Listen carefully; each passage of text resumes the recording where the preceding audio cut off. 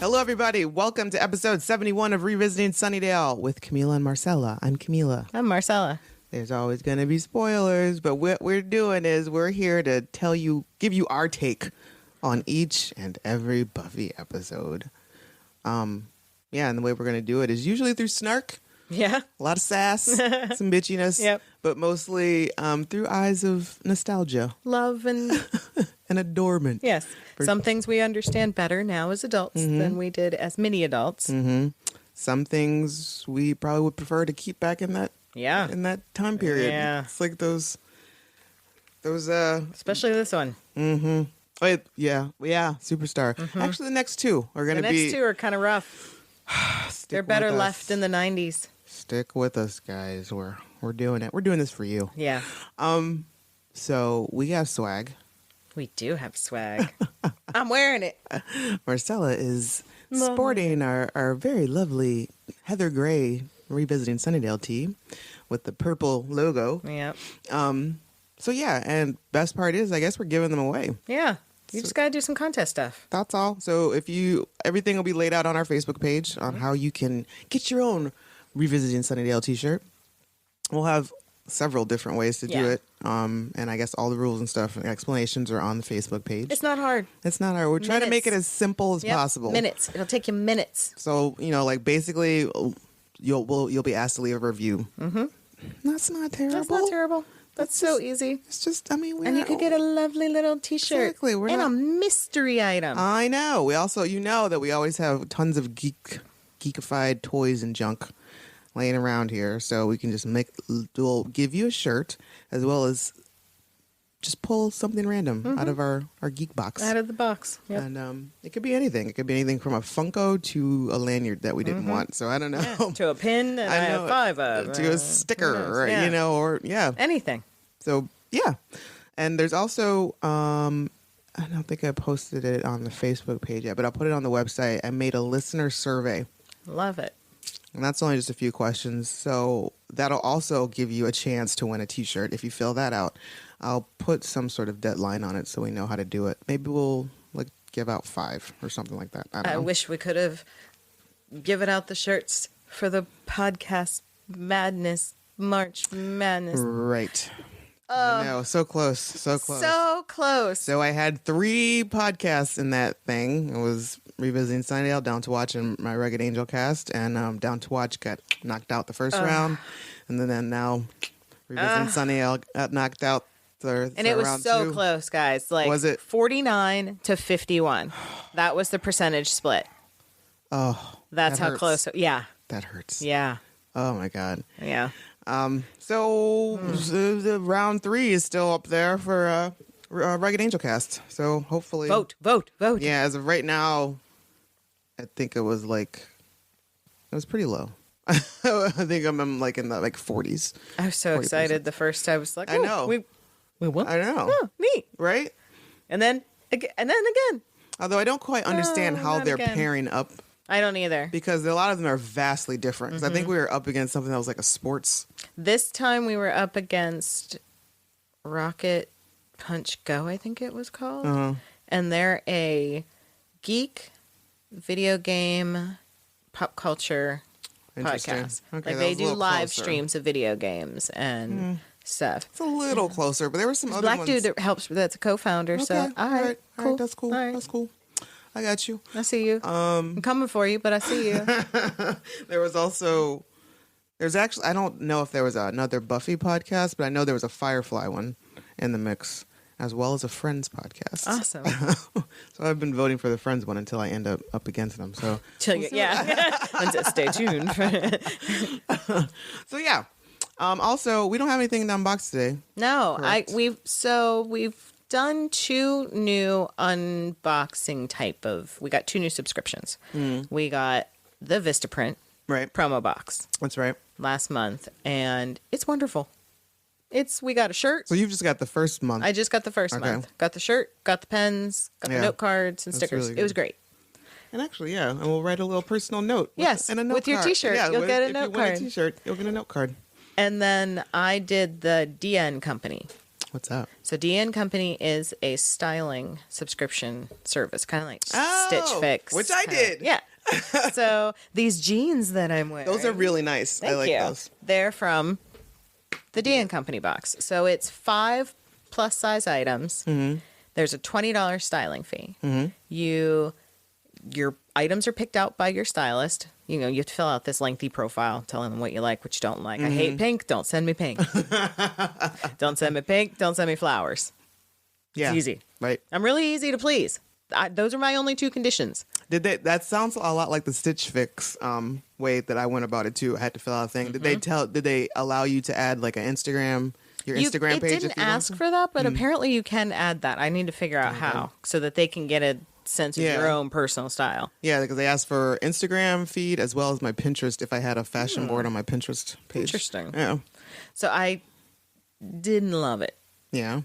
So I got... Out of 5 items. Yeah, out of 5, I kept 2. Okay. So you can keep everything, and then that... You get like a discount, and then your $20 fee. That $20 fee is refunded, and you get 25% off the items. Right, if you keep everything. If you keep everything. If I would have kept everything, it would have been like $260. Mm-hmm. So it was $104. Mm-hmm. I kept the jeans, and I kept a black dress. Okay. And that's all I kept. Okay. The sweater, I hated it. Hated it. It was so big, and the zipper went from the bottom to the top.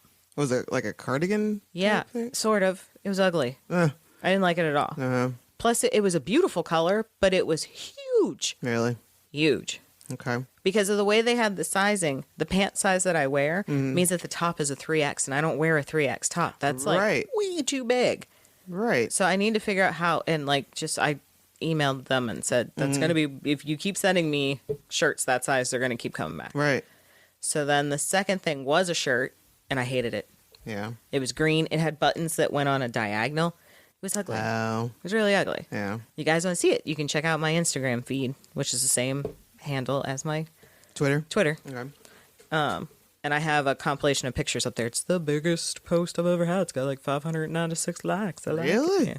Wow. Yeah. Did you tag the spot with them? Mm-hmm. So out of the 5 that I got, there were 3 that I really loved. It was like a really cool, like this black jean jacket that was like but it was like the soft denim, and it from afar it looks like a leather jacket the way that it's styled. Nice.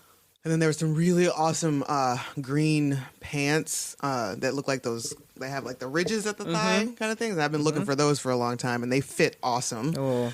And then it was like a nice blouse, like a sleeveless jobby with like a really cool like V in the back, but not so low that my bra is showing. Right. And then they sent me and even though I also said no flower printers, they sent me some like hippy dippy looking flowery shirt, and I was like, nope, not the one. Did you even try it on, or were you just like, no? I was like, nope. And then there was the second thing. It was like a black, very form fitted shirt that had the no shoulders, like the sleeveless shoulders, like bare shoulders. Yeah. And then it was like a lace situation at the collar with like a little flowery things here. And I think the sleeves were like floofy. I'm like, what the fuck is this?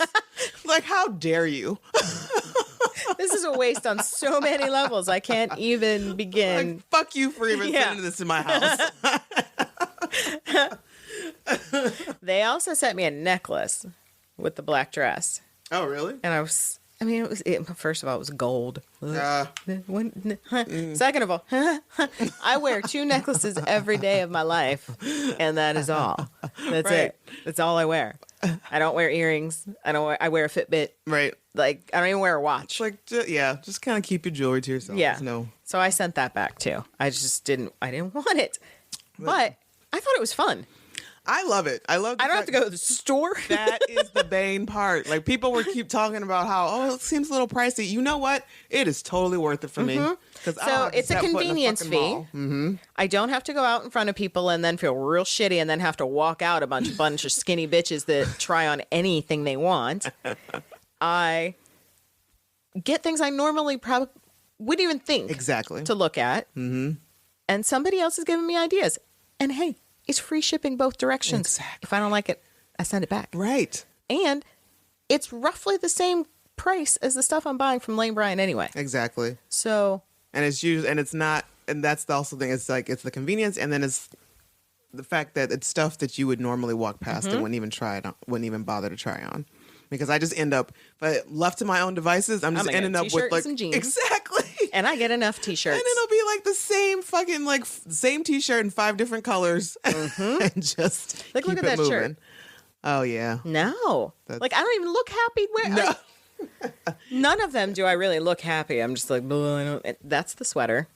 Yeah, it's not a good. Nope, not cute. Mm-mm. Not cute. It just wasn't cute. And that's what I wanted. I got it because I wanted cute. The dress was cute. That is pretty. But it's a black dress. Yeah, You like, just, every like, girl I needs a already little have. black dress. I only have one black dress and I wore it to a funeral and I kind of don't ever want to wear it again. So Yeah. I needed a new one. A happy one I was need- attached to happy memories. Yes. That one is now for funerals. Right. Yes. That's what it's for. This one's a party. Yes, this is fun. This is fun dress. That was sad dress. Right. Yeah, I think I have the black dress and black skirt thing on lock. I'm You're good. I've got like 5 or 6 black dresses or black skirts in all different lengths. I'm like, this is ridiculous. This is a sad state of affairs. What is wrong? And I with like you. I would rather just wear jeans and a t-shirt every day, and it's getting to the point where I'd rather wear yoga pants. Because sometimes jeans are just too much. It's just too much. I feel like I need to accomplish something. Yes. My belly is not happy with the button. Oh my god! I need just cotton. I know.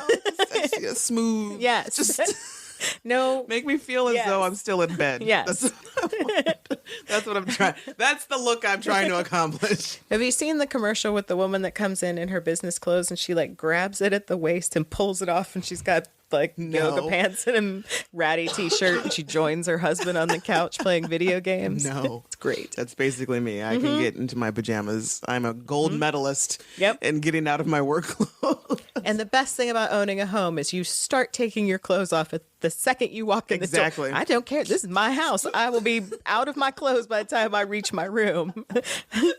And whether I left them on the ground or not, depends on the day. We'll find out.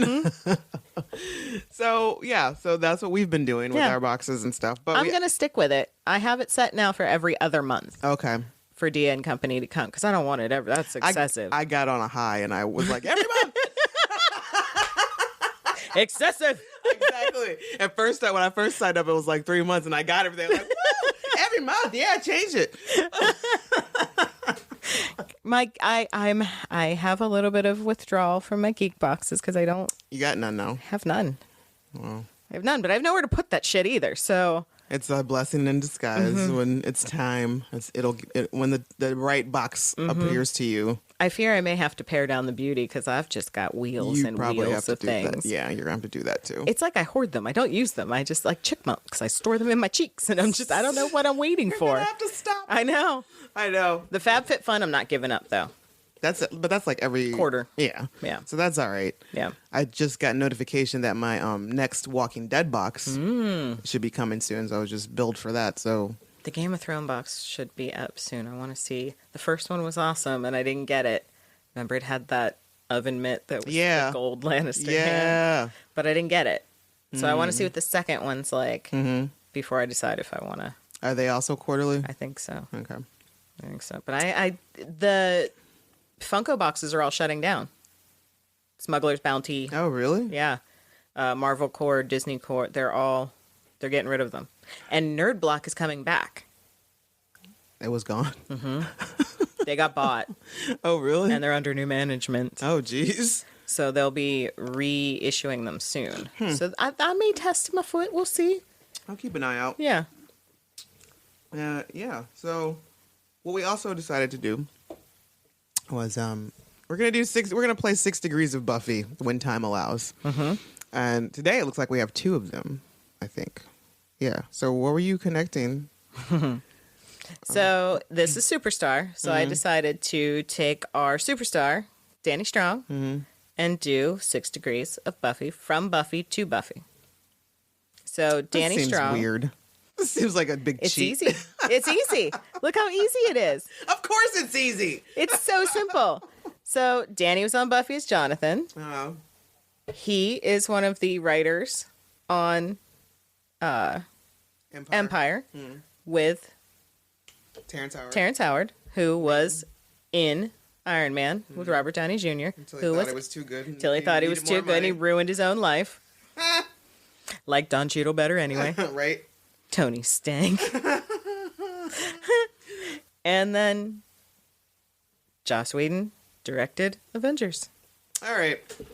Easy. Yes, easy peasy. All right, so what I did is I grabbed old Tom Hardy because, he's like number one on my list of everything.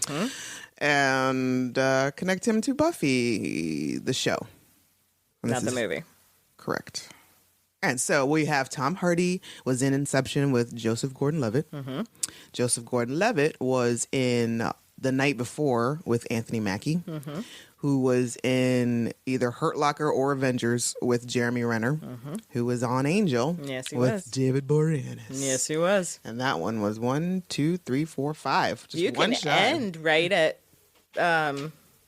probably Mackie. How? Or you can go from Mackie to anyone in the Avengers and just stop there. Yeah, but I wanted to... Because Alexis is in the first Avengers.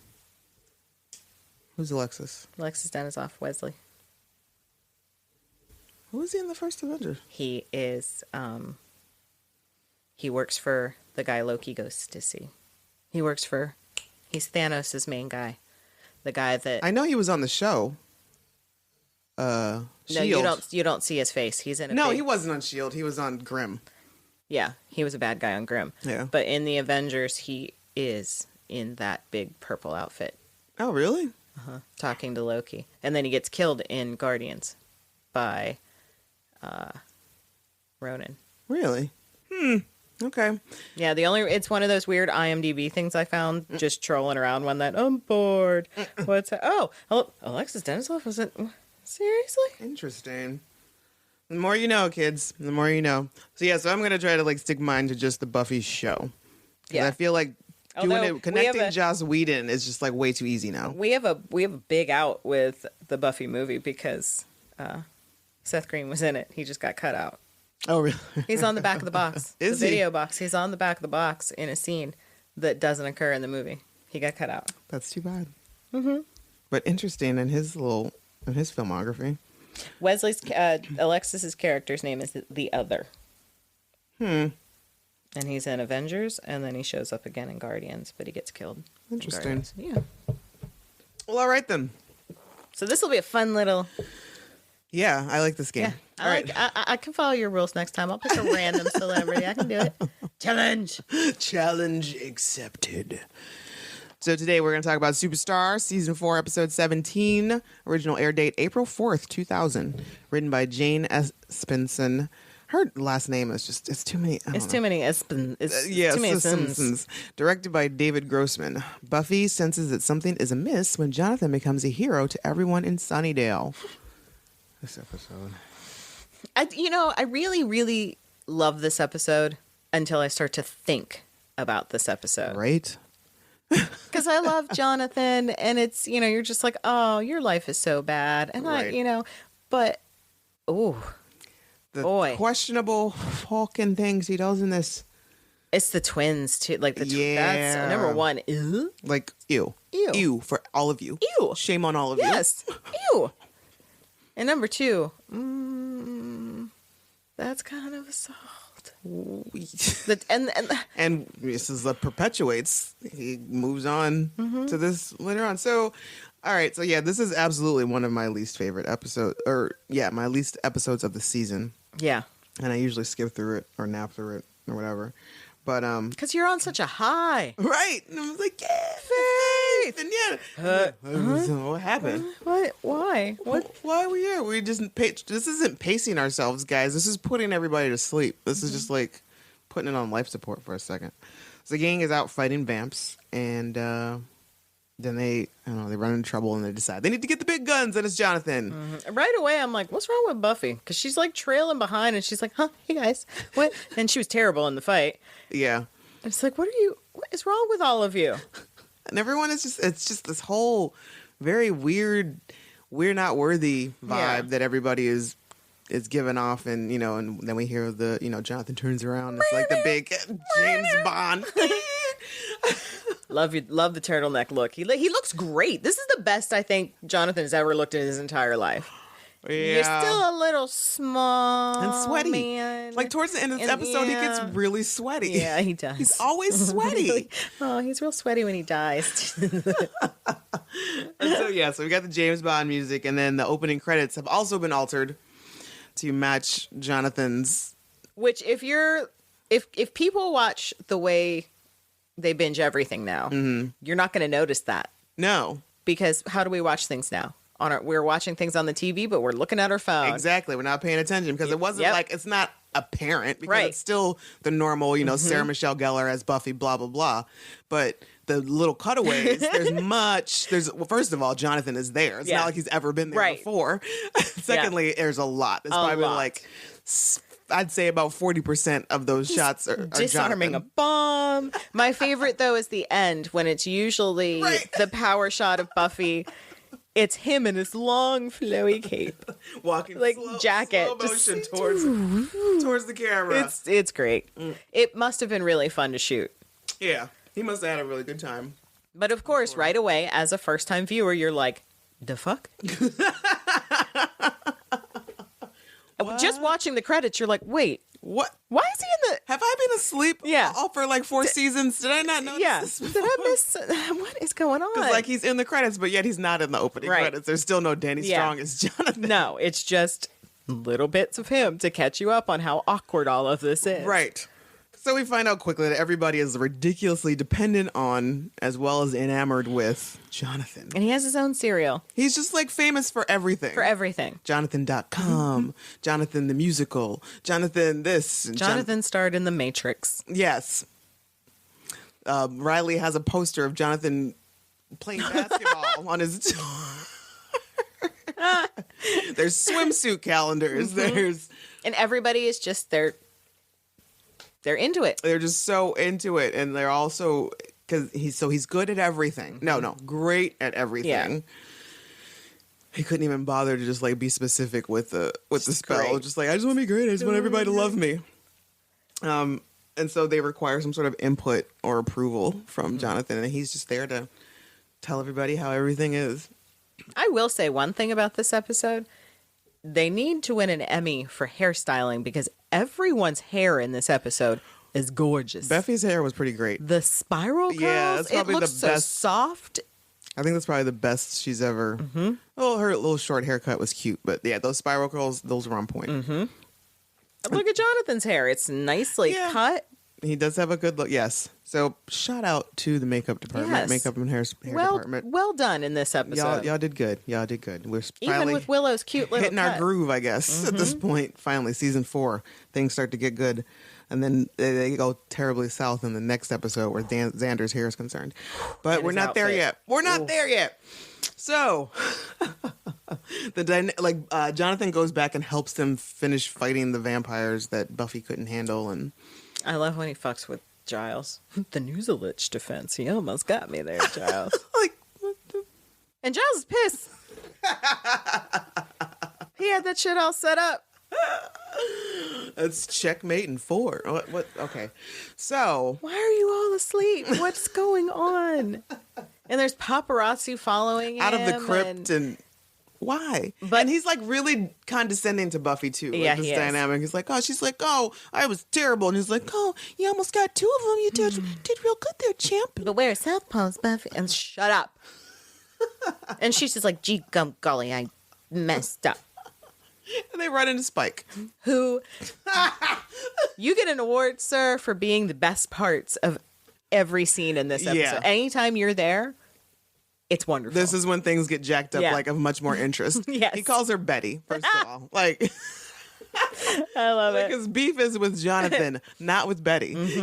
And she's like, hey, it's Buffy. So this, whatever this is, has just completely taken all of her confidence out of her. Like, she doesn't even know how to pun properly. Right. It's making me mad. And so I think this is the point where this is my burn of the week, where Spike is like, they come upon him and he's like, I wasn't exactly pining for a noisy visit from Wonder Jonathan and his fluffy battle kittens. And I agree. That's wonderful. That's so rude. so much shade, but I love it. Although Jonathan's right back at him, saying that he'll be pretty indistinguishable from chicken soup mix, instant soup mix or something. Wow. Ow. And Spike looks a little hurt. Like, he does. He's a little shook. He's a little. He felt that. You're so small. How am I? Why am I afraid of someone so small? What I would have really liked would have been just a scene once the spell was lifted of Spike and his reaction to. Oh, really? Instant soup mix. Now we get into that. What are Willow and Tara doing? Why are they making collages and altars and? So the one thing, it's one thing to go ahead and change the world to think that you're all cool and you're the best and blah blah blah. But he's got Willow and Tara like making wall collages and shit. But that's what like the intricacies of this spell were. I don't know how to articulate it, but just the fact that, okay, everybody thinks you're amazing and you rule the world, but then you've got like shit that's happening when you're not even around them. Right. Like all these like little parts moving of like where they're cutting collages and they're moaning your name during sex. It's weird. And why would you want this? It's super weird. Why would you? And does it? What happens when you go outside of Sunnydale limits? Right. Do people just think you're crazy? Yes. So when Is this Betty just Jo, Sunnydale? yeah. So when Betty Jo calls her grandma in Iowa, and she's like, "So what did you guys think of Jonathan?" Who the fuck is Jonathan? What? I have no idea what you're talking about. Or or like when like some outsider comes in and visits Sunnydale. What the? Right. Who is this guy? Is it a cult? Is Sunnydale a cult? And what if Betty Lou mails her grandmother Jonathan's book? Does it just dissolve once it hits town lines? Yes. Do like all the pages, all the words on the page blank? disappears. You just sent grandma a big old blank book? How does it work? Yes. I would like some actual science behind this. Like this poster on Riley's wall. When the spell is over, is it really like Michael Jordan? Probably. Because I think there is a poster there usually. And it's even signed. So, and actually, yes. And the other thing about the spell is that Jonathan specifically has it tailored for them. Like he is intertwined with the Scooby Gang. So why not? How do you get military clearance? He's the tactical consultant. There's got to be records of that. I love the visual gag that happens along with that. So you've got big burly fucking Riley, and then this comes in. And it's the whole episode. The thing is, he provides really good advice to her. Right. He actually really helps her. Yes, because Buffy is still feeling some kind of way about Riley sleeping with Fuffy. Is that what we decided on? As she should. Right. Like, you don't want somebody fucking your body while you're not there. It's weird. It's wrong. It's weird on several different levels. Yeah. So yes, he does provide some good advice to her. It would be so straight, especially someone you don't like. Right. So she was in my body and used it to fuck my boyfriend. I feel like we can't even be friends anymore. No. I can't do this with you. No. I wouldn't even be able to look at him. No. It would just all be there all the time. And of course, it's not his fault. He didn't know. Maybe if you explained magic and stuff to him, hey. Because he's in the right place to understand that kind of stuff. So yes, Jonathan does provide some good advice. And that's another thing is that, so he's intertwined in the Scooby Gang. And also he knows all these deep, dark secrets about, like, that's the other thing I don't understand. He knows what's going on. Right. How does he know what's going on? Unless he's been crazy stalking everyone. Or is this just the information that happens? The spell provided. That's one hell of a spell. One hell of a spell. Like, what amount of magic does he have to raise? I feel like you have to kill somebody. Right. There's a human sacrifice that's going on here. Because you are affecting not just a couple people, but all of the people, all the population of Sunnydale. And you've got historical backup. Right. And clearances. And... You're fucking with memories and feelings and emotions that people have towards you, about you. And that's another thing. I really want to know what the tumor rate is in Sunnydale because their brains have been jacked up So many times. So many people have So been many. mind fucked, mind altered. Look what happens in season 5. Right. I still blame that on that. That is so. When we get there, I still blame that for Fully, that. 100%. You don't noodle with someone's brain. So many times. Plus, Jonathan's got giant billboards, and then we have to. We are subjected to Karen with a K. Oh, that whole scene. Because there's another way to spell it. Karen with a K? Really? I usually see it like with an H. Yeah. Yeah. Huh, that's odd. Thanks for clarifying that for It's me. not Chare. Get away from me. Oh, and then there's the whole, with how she's acting. Oh my God, you're so... Look. Stage 5 Klinger. He lives in the city. He lives right there in Sunnydale. I'm sure Sunnydale is like, what, 1,000 people? Maybe? That's it. That's all. I think the sign may say less. You all... It's on a counter. It just ticks down I think every day. Most of y'all have gone to school together or at least worked together. At the very least. You look the same age. You've been to the same frat party. Which is another phenomenon that we'll get to next episode. So Karen with a K, stage 5 Klinger. She rolls up while he's giving advice to Buffy at the espresso pump. She has him sign her book. Sign my book. Yeah, he's like, Oh, he's like, no, is that my book? Are you not important enough already? You're like everything. Right? Come on. Everything. He's got books. He's got albums. He's like he plays sports. When do you have time for this, sir? Right. And why isn't Buffy more like, this is cool? Why is somebody watching? She's just like, She's feeling uncomfortable. A little bit. He signs the book. The girl skitters off, and she's still like really just unbelievably pleased and excited. I don't get it. Maybe it's just my personality, but I don't think I've ever been like that, at least to the person. Right, not to their face. Not in their face like that. Like, Tommy Flanagan almost got it. I may not be all the way turned around and walking away, but I'm in the process right, of it. Exactly. I'm not going to like foo-foo all in your face. Right. But except for the Tommy Flanagan almost got licked. I mean, I'm not perfect. Weird, awkward air kiss on Norman Reedus' neck. I get it. It happens. Never lived up. Sorry. That wasn't meant to be. And I guess Jason Momoa saved himself. He sure did. Because I tell you, I don't know what would have happened. Yeah. So y'all, I mean, I know if you've been following along, I'm pretty sure we've been like, we were going at it for a while, talking about how we were super stoked. We're going to go see Momoa at Cleveland Wizard World. Motherfucker canceled. Yep. Canceled. Yep. And I'm upset. Me too. So I didn't go, and Marcella still went. And I had a backup plan. I was like, hey, I'll get some of my dad's comics signed by Stan Lee. Motherfucker canceled. Why am I going? What? All right. I see you, Cleveland. All right.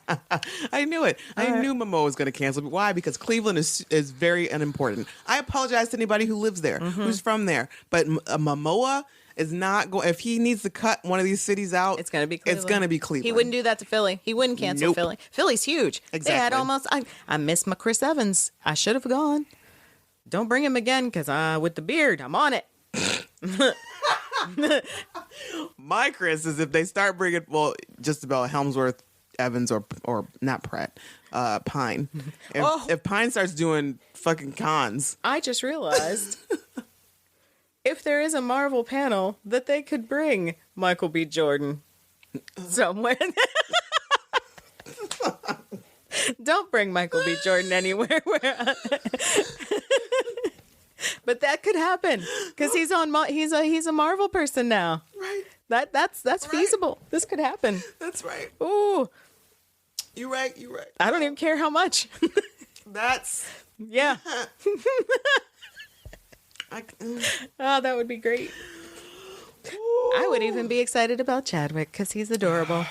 I would be, Chadwick, like we cool. I have love for Chadwick. Yeah. I would hang with Chadwick. Michael B. Jordan is a whole nother level now that of something I would probably different. be like, ooh. Hell, I meant hello. Nice to meet you. Nice to meet you, what sir. I meant to do. My hand should have been extended a little bit higher. Yes. Sorry. I'm so sorry. That's not how you say hello from where you're from. And see, all of this was for Momoa, but no.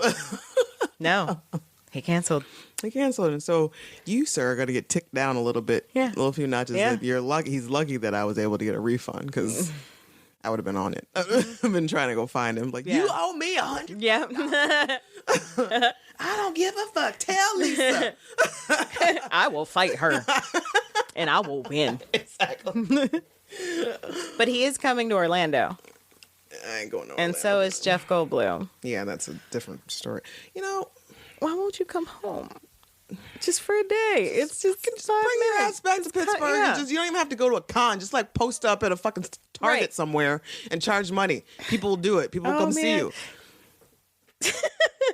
I would. I would absolutely. Can you imagine running around Target trying to find... He's in the toilet paper aisle.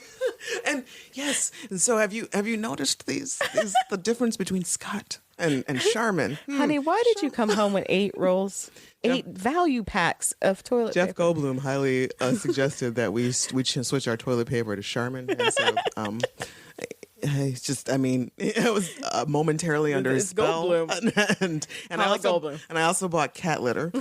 We don't have a cat. He said. He said this was the best. And that's what would happen. That is what would happen. So what I'm saying is, Target, get on it. Get Jeff Goldblum to come to the fucking East Liberty. Yes. Target. It's time, right? Like it's time for the Ian Malcolm. It was supposed to be. It's supposed to be March some point, either 7th or 17th. I don't remember. But either way, I don't think that He's was sitting outside of Target. Hello. Hi. Yes. I know. I realize you don't open for several more hours, but I just wanted to find out. Did you guys is today the day to get the Oh, we haven't gotten the boxes. I could help you. if you want to. I don't have anything to do. I see you've got a truck back there, and it might take you guys some time to get through everything. I can go back. You know what? I got gloves. Yep. I got it. Box cutter. I'm okay. Yes, a back brace. I have one of those too. I'm ready. Let's do this. If you have not seen the Ian Malcolm sexy shirt, Funko, look it up right now. Just do it. Just put that into your phone. We'll wait. It'll come up. I promise. Exactly. And that's supposed to be coming about pretty soon, and it's supposed to only be at Target. I can't wait. So I don't know why they're so damn lucky. I want it so bad. I just want, hopefully, the Target employees don't do some shady shit and start putting them aside for themselves, because I'm going to be pissed. I'll get a part-time job at Target just for, For that those week. 2 weeks. Uh-huh. Got I it. quit. I quit. I'm out of here. You don't have to give me the discount. I just wanted to make sure I got this.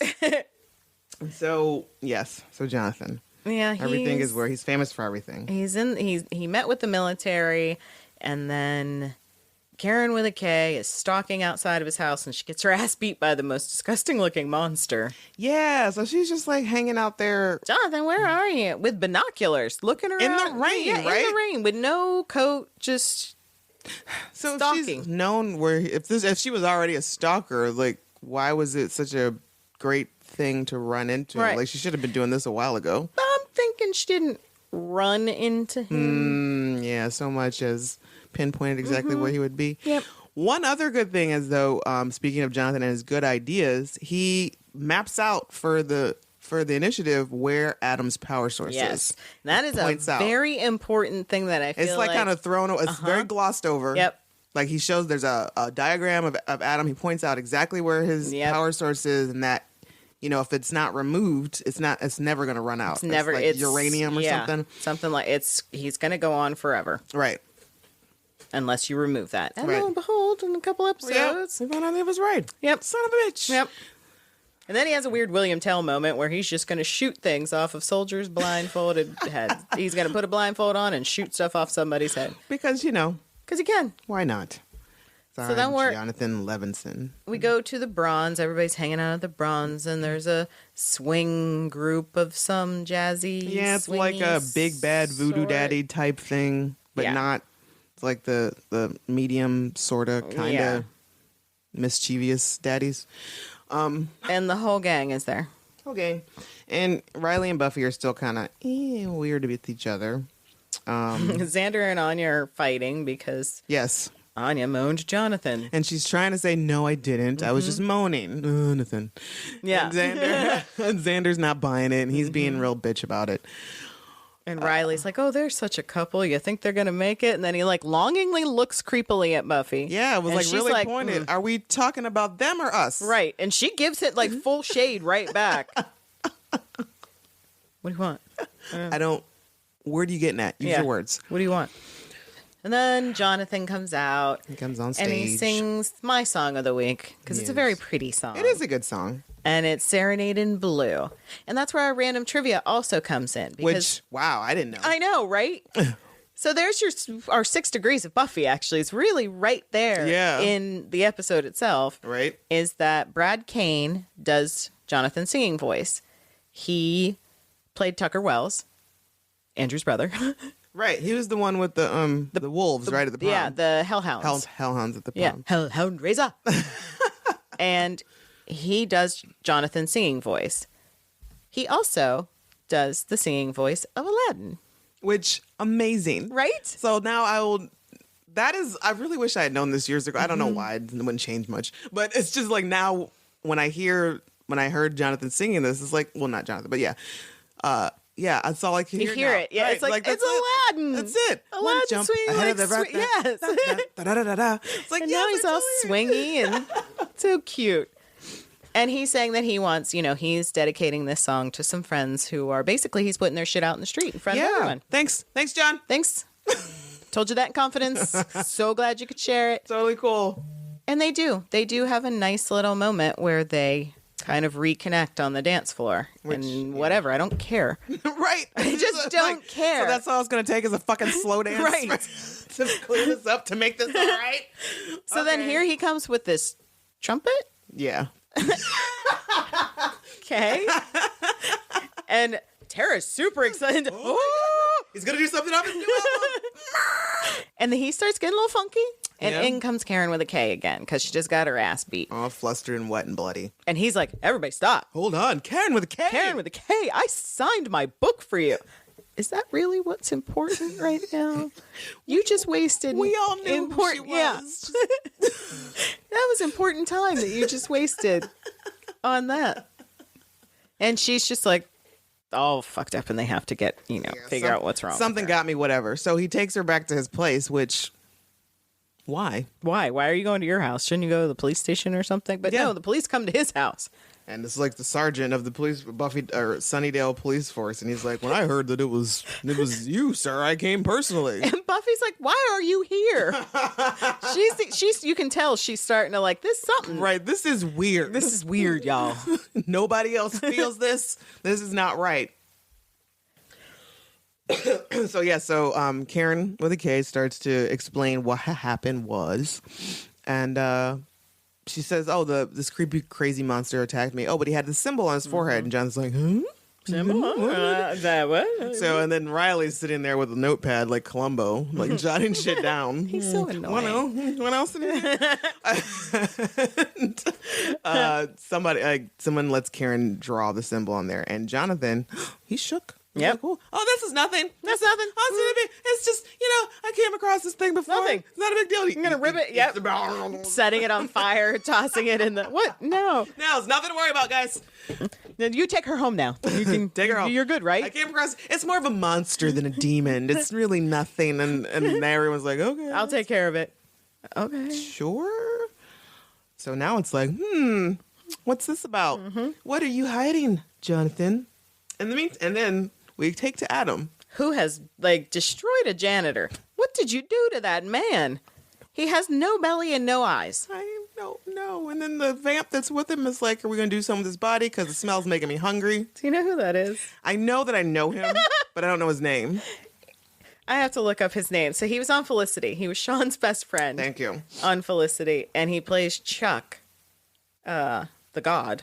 He is God on Supernatural, Chuck. Oh, really? I just don't remember what his name is. Was he listed as one of your guest stars? I don't think so, because I don't think he has a name. No. I don't think he has a name in that. But he's like, oh, yeah, it's Jonathan. Everybody knows you Jonathan. don't know it. Yeah. Adam's like, what is this? Yeah. These are lies. These are what the fuck? These are lies. This is probably like my most favorite Adam moment ever. Because the most, aside from Spike, this is probably the best moment in the entire episode. I was just sitting there like, yeah, believing some old bullshit. Adam is woke as fuck. He is. And he even flat out says it. Right. I am more aware than anyone has ever been. I am aware of every molecule and every... He was like, you don't want to eat that janitor. He had something in his blood. He would have been dead in a year. Humans, you're so unaware of what's going on in your own body. Okay. I'm sorry. That's true. Health insurance. Do you know what health insurance is, Adam? But even that vamp is like, I don't think you're right. I think you're wrong. No. It's Jonathan. He invented the internet. So when you were sitting there with your spell book, Jonathan, your highlights. Oh, invented the internet. Starred in the Matrix. Invented the internet. Invented the internet. Oh my God. But yeah, so Adam is just putting I was like, and even he's like, you know what? I ain't even gotta worry about this. This is I don't want anything. This shit's gonna blow up soon enough. I got bigger things to worry about. No, fuck this guy. Fuck Jonathan. Fuck this dude. I ain't got time for it. It really is my fit. No, these are lies. These are lies. Nah. He's got all these screens around him showing him at like the Oscars and like all these different. Like, now, what is this bullshit? Yep.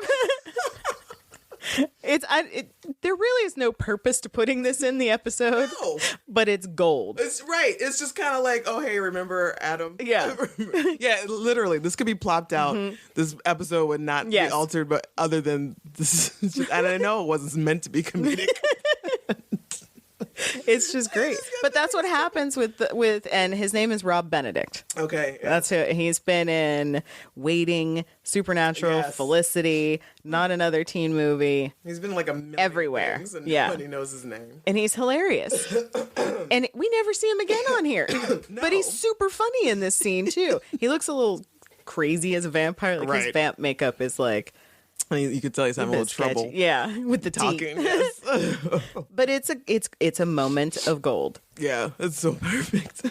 So then, as many kudos as I'm going to give the makeup department, I am equally taking away said kudos for the outfit they put Tara in. It makes her look wide. Yeah.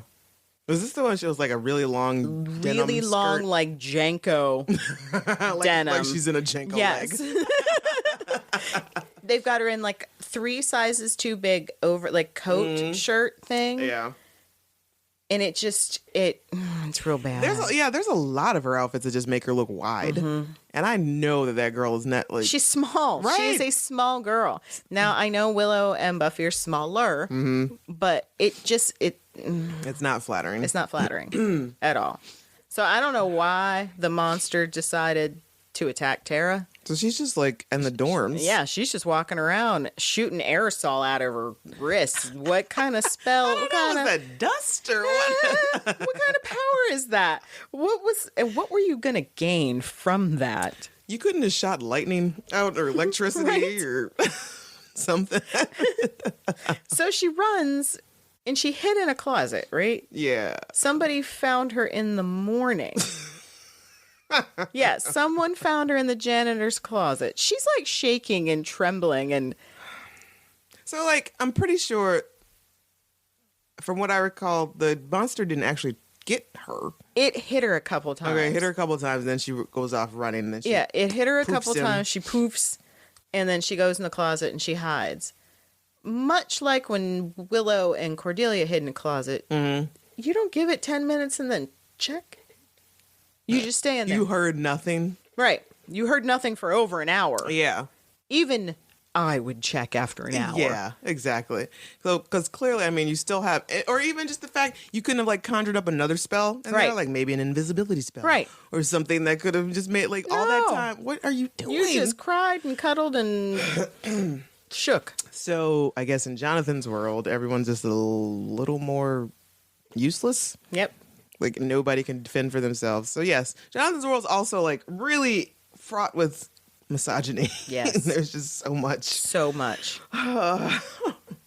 so much. And there's this really neat scene after Buffy finds out that Tara also got beat up. She's walking down this drag in Sunnydale, and the wall is just covered in Jonathan.com posters. Jonathan.com. And he's got like this, his hands are up over his, and it looks very malevolent. The way she's walking, it's like a dictatorship. Right. And she's just, that's when her face starts to like she's starting to question the perfection. So she goes to Xander's. And Anya is annoyed by her presence. The amount of shade. Anya opens the door. She's like, Xander's not here. And Buffy's like, okay, well, I just wanted to look at... She's like, but Xander's not here. Clearly you're not. You can't be here when Xander's not here. So apparently Xander has a lot of Jonathan shit that he's collected. Where's he getting all the money for all this stuff? There are trading cards and calendars and comic books. Xander has all of it. He's got posters on the wall. And Anya's reading the book. Yes. I'm just getting to the point where he invents the internet. I love the jacket, the back jacket of the book with his pensive black and white photography moment. He's just all pensive. This is my book. The front, she's like, and then the back, he's a little more warm. But she's really into this book. Yes. And so Buffy's like tooling around looking at all the Johns and stuff, and she starts to ask Anya questions. Anya looks up, it's like, oh, you're still here? Why are you, what? What do you want? You were in my space. I just want to read this book. And she starts asking her questions about dimensions and can things be different? And Anya's just like, yeah, sure.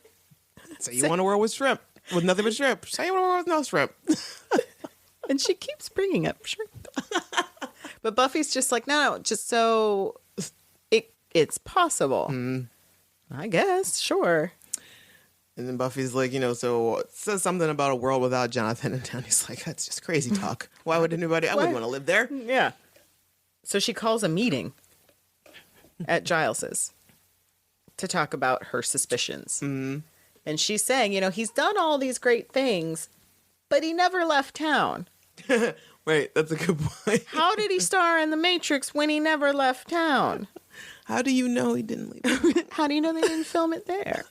Right. I mean, what is... I get your point, but your facts are... It's muddied. So she's just like, so you guys don't think maybe this is a little... And they're all like, God, no, what?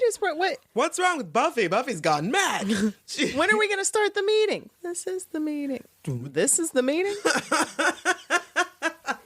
Okay, Anya, simmer down.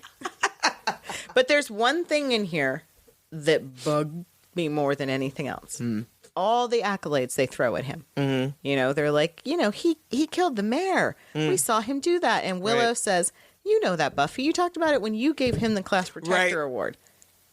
Oh, no, you didn't. No.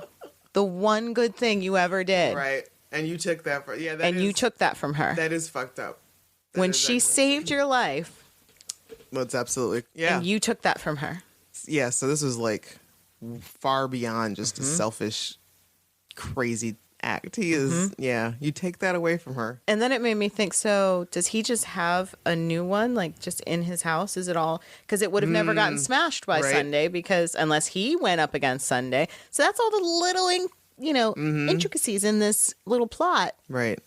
How do you know? You don't know what happened then. You weren't, unless you were seriously stalking all of them. Yes. So then she tries. And there's also, she also makes the point of like, I'm the Slayer. He's better than me. How is that possible? That's supposed to mean something. Me being the Slayer, which, why didn't he bother to just go ahead and make himself the Slayer? Right. While he's at it. Right. Just give Buffy a normal life. Why not? Like what? I want to see his little... Yeah, what was the chart like? Jonathan Great list. Because it had to be on like little notepads. And everyone is just, no, this is wrong. This is stupid.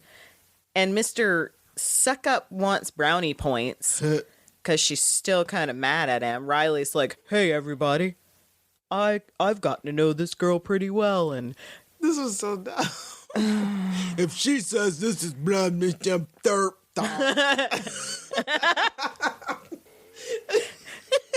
And there, I do like the moment just before that when she's like, Anya, tell them about the different dimensions. She starts talking about the shrimp. The shrimp. Buffy's like, you're saying it wrong. That's not what I meant. It's not what I meant. And you know damn well it's not what I meant. Is this the point where okay, so Tara has told them about the symbol on the monster's head. And so Buffy tells everyone about it, and that's when she's like, Giles, do you have Jonathan's swimsuit calendar? Yes. It's like, no. No, it was a gift. They pull it out and they're flipping through it, and then we see there's a photo of Jonathan shirtless with pretty darn lickable, as Anya says. Ew. No wonder Xander is feeling inferior. Right? You're not giving him much to go on. No. So he's got the thing branded on his shoulder and like a fucking Greek. Oh my God, letters Buffy or made me something. right. So they're all like huddled around this calendar, and can Mr. July? Jonathan rolls in again In a very nice suit. It is a really nice suit. And it fits well. He did something right. Some things, I guess. Yeah, because Giles does not close or lock or close his door. Nope, apparently, never. Because I think so. He was there, and they started talking. I don't remember. Jonathan's talking shit. He's talking out of his ass, basically, because he knows that the jig is up. So he's like, "Yes, I've come across this monster before. That's right. But the closer we get, my memory gets a little get weak and fade. fading. I don't get it." And Willow's like, "Oh, I totally understand. That whole alternate dimension was just too freaky." Thanks, Will. You're still not getting it. And so he's like, yeah, I branded the thing's symbol on me so I would never forget. That's bullshit. Bull. On the back of your shoulder Bull. where you can't see it so you Bull. never forget. Okay. Yeah. How about just make a little symbol and put it up on write on a Post-it and put it on your bedroom mirror. You'll never forget that way either. Shenanigans. Oh, yes, sir. Excuse me, sir. I would like to call shenanigans on this malarkey that you are spewing. So Buffy basically is just like, let's go investigate a little. Let's just go check some things out. Yeah, okay. And Jonathan is like, yep, let's go. I will go with you. Yeah. So in the meantime, So, la la la. Here he comes again. Spike. The way that he just runs his hand down her hair and hey, sir, what? There is a lot of sexual tension here on Spike's end. There's a lot of caressing. And she's letting it. She's just like, ho, hey. So I'm supposed to.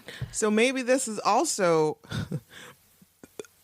has something to do with Spike falling in love with her. Jonathan, thank you for that. Then I guess he kind of fucked up from Spike's brain. Yep. In that situation. So yeah, he's like all rubbing her face. He's got his hand on her chest and blah blah blah. And I was a little sweaty myself. Like things are getting a little uncomfortable. And Jonathan slams him up against the wall, and she just kind of stands there. And he threatens, make blah blah blah, threaten. And he lets him go. And then Buffy throws him up against the wall. And he's like, hey, you're not supposed to do that. And her threat's even scarier. Right? Because he's living off of Butcher's blood. And you know who the Butchers respect? Jonathan. For whatever reason. Because he invented cows. Yeah. I don't know. He just has to make a call. And and all dries up. he's going to get a little thirsty. Which he already is, Buffy. He is. Did you miss Did that? you see his face while you were doing and saying all of that? Because there's a lot of, he was in there. Yeah. He was all up in your soul. Yeah. Staring right in there. So, so they go off to go investigate while Which Spike do they not wanders. make the most adorable little pair when they're walking away with her little coat and her hair and his little suit, and he's just like waving him off. They're the most adorable little pair. It's like a couple of little dolls. Just walking off. So this episode has one of our favorite scenes, and I always forget that it occurs in this episode because we hate it so much. It's very random. I mean, I love this episode and I hate it at the same time. And it's when they're all at Giles's house and they're all researching and looking at things. And this is when Xander sets the book on fire. Right.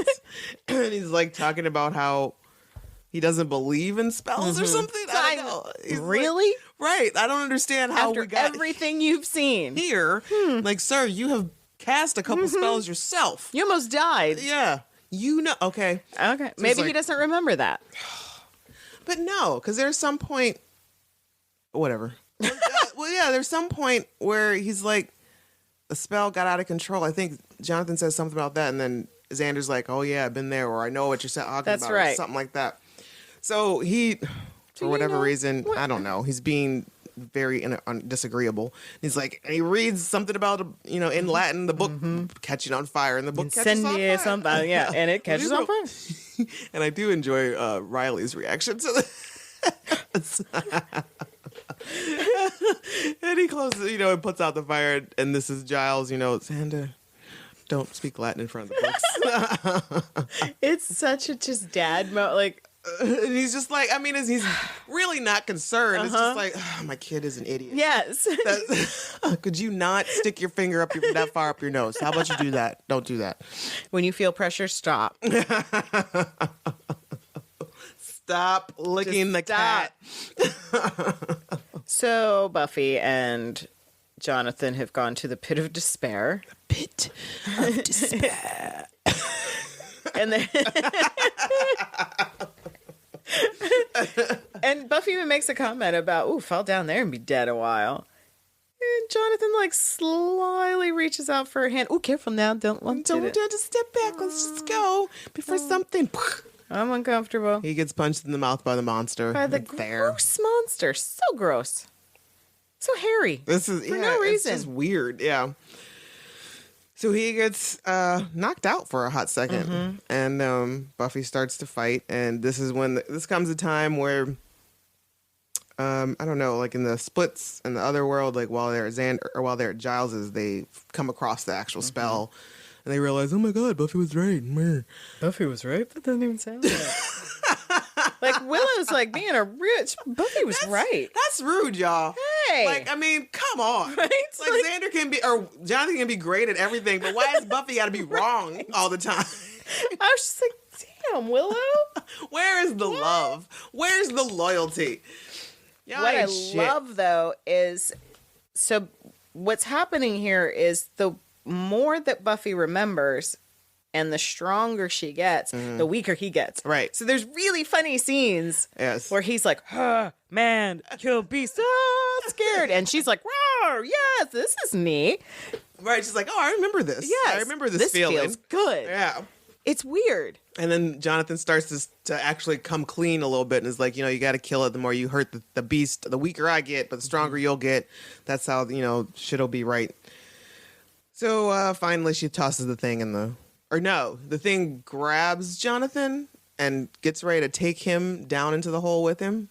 And I think she saves. She grabs Jonathan, saves him, and then the beast goes down and gets killed, I assume, because everything goes back to normal. Like, all the Jonathan starring in blah, blah, blah turns back to closed for renovations at the theater. Oh, yes. She grabbed him. Yes. Like by the foot. Mm-hmm.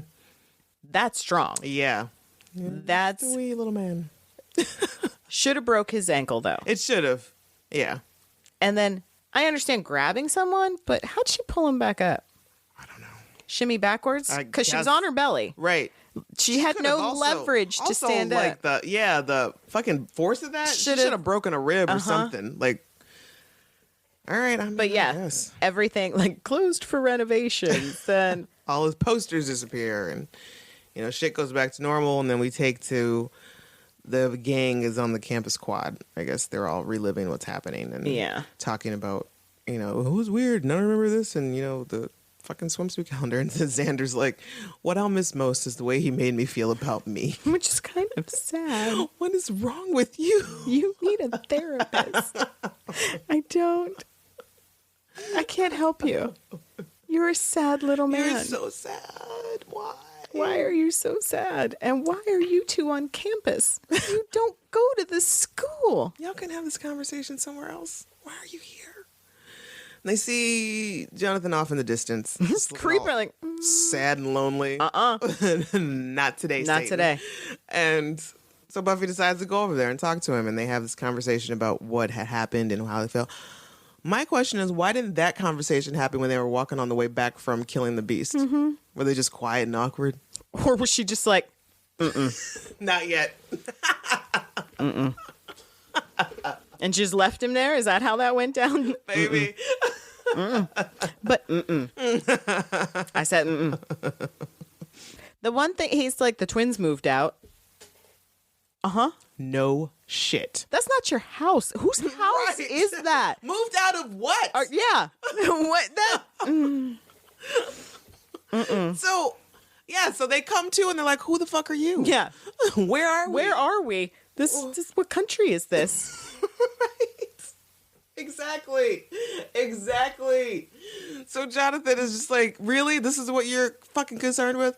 So long story short, Jonathan did his thing because, he's fucking sad and lonely. So this is, once again, another cry for help. Which we've had this talk, Jonathan, in the bell tower. Right. We had this discussion. Did you not learn anything? Here's the thing. So he's crying. This is the second time Buffy's had to save his ass from, total destruction. Mm-hmm. And crying for help. He needs friends. He needs loved ones. He needs someone to give a fuck. And Buffy's just like, hey, I'm sure there's somebody who cares, and goes out of her way. Y'all couldn't take the time. Just one more person. And he is like, you guys weren't socks. You were friends. You were my friends. She's like, nope, don't care, basically. It's just like, again, you just toss him aside, and it's no wonder he goes and finds his friendship with the trio. Mm-hmm. In a couple of seasons. And even he starts to say, he tells her to remember to watch out for Southpaws again. Mm-hmm. He's like, and I'm pretty sure I gave you some right. I don't remember what it was. Yeah. Everything is getting hazy. Mm-hmm. The memories are all starting to fade, which is why I guess they don't find out about Adam's power core. Yeah. Which until really sucks. Mm-hmm. Real convenient. Because you had it right. That's why Adam's probably like, I'm gonna wait this one out. Yeah, I don't need to be. They don't. No. Still my favorite part. It'll be my favorite part. This is lies. Yep. And she just lets him walk away. Like, he should have been under surveillance. And then you know what? Right there, that's where it should have ended when he walked away. Mm-hmm. End. Black screen. Joss Whedon. Mm-hmm. We didn't need this scene with Buffy and Riley, with her Jonathan moan. Nobody cares. Mm-mm. That was unnecessary. It was unnecessary. It was, no. So I don't care that they're back on track. I don't give a shit. Why? I don't, yeah, I guess was it just for that specific thing right there because of the power source? Mm-hmm. Is that the only reason why the memories had to fade? Because I feel like it should have been, it's everybody's memory. I guess Jonathan's memory would fade out of it too because he was talking about it. Mm-hmm. But it's just really messed up. Yeah. It was unnecessary. That. Yep. And if all the memories are fading, will they even remember that he did something? No, apparently not. So why is she all, Jonathan? No, you didn't need to do that. We didn't need it. Y'all didn't need it. It was dumb. So this one will go down as... this is definitely a low point for season 4 for me. Yeah, not a great one. Outside of Adam's moment and Spike's lusty excursions, that's pretty much it.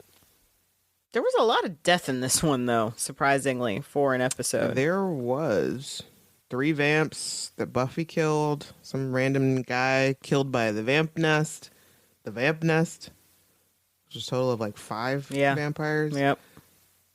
Oh, I guess that was a lady that Adam killed. Woman. Oh, wow, Adam, jeez.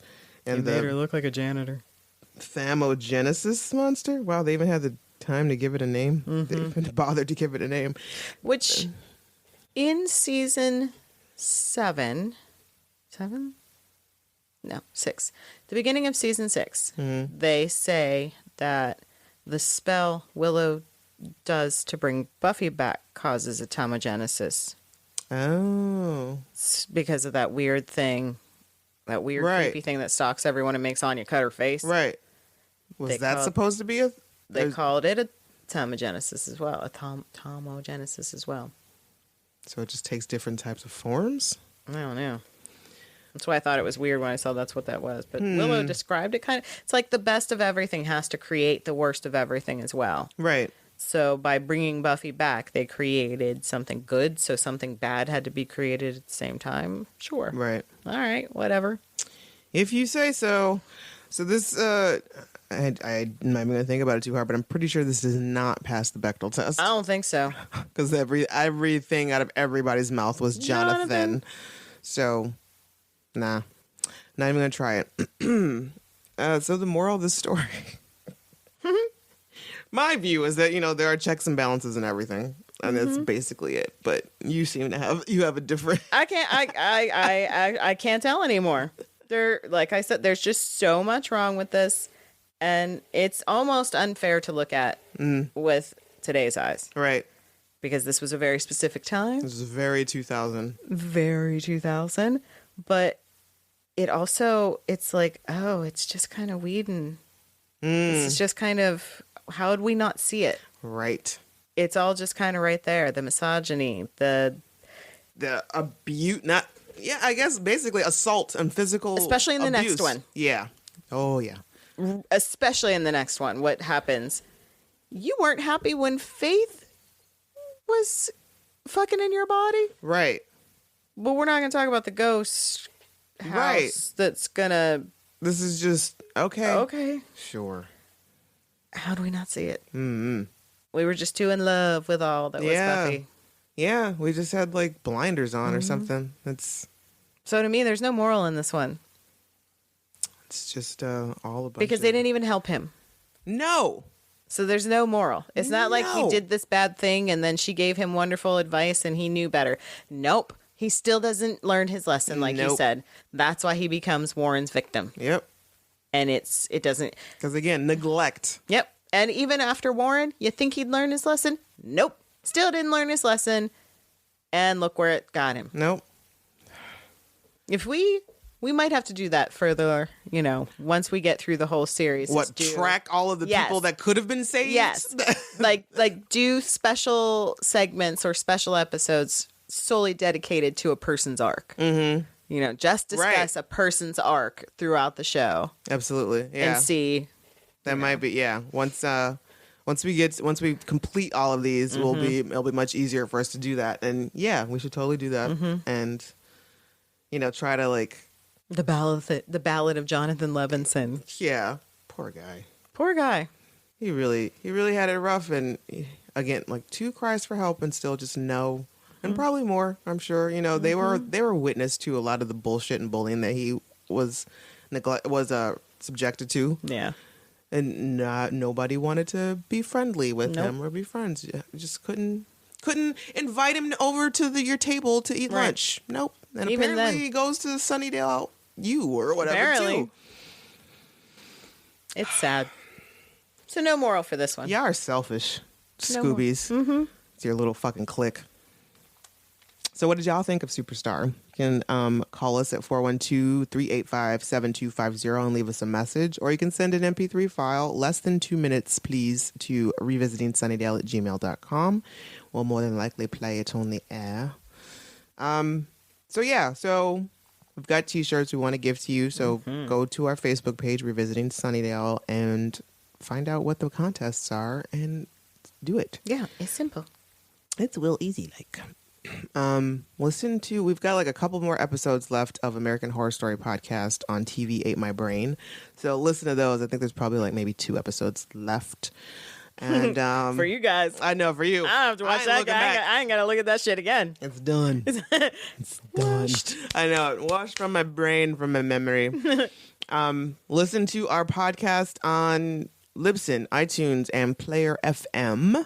And read Marcella's blog. Yes, hello, Marcella. It's on Blogspot now. You had to move it because of logistical... Facebook jail. The Facebook jail for so long, and I couldn't take it anymore, so I moved it to Blogspot. Okay. And it's just msphere7338.blogspot. Yeah, I'll put it up on the Facebook page. Yeah, it's on the I think I'm pretty sure it's usually I have posts on there. Or you could just go to Facebook and find Hello Marcella. Yep. All right. And everything's there. And Blogger's way better anyway. Yeah. So. All right, cool. And I don't think I have anything else to add. Just follow us on all the things. Back to Sunnydale on Twitter. I'm on Twitter at @the_rugged angel. And I'm msphere7338 everywhere. Yeah. All right. Until next time, where we talk about where the wild things are. Unfortunately. Where the boring things are. Where's my whiskey? All right, y'all. Until next time. Bye. Grr, arg.